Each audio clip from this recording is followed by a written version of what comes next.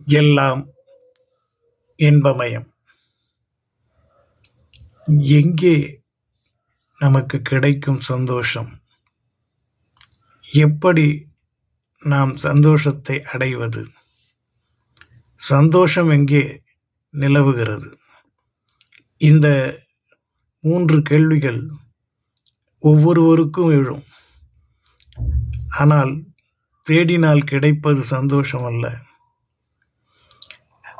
சிரித்தால் கிடைப்பது சந்தோஷம் அல்ல, ஒருவரை ஒருவர் சந்தித்தால் கிடைப்பதும் சந்தோஷம் அல்ல.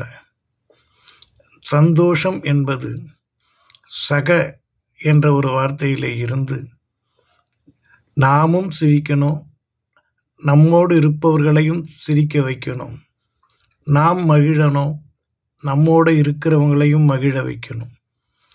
இதற்கு என்ன வழி? போட்டியை தவிர, பொறாமையை விடு, நல்லதை நினை, எல்லோரும் நம்மவரே என்று சிந்தி. எல்லாம் இன்பமயம், எப்பொழுதும் இன்பமயம்.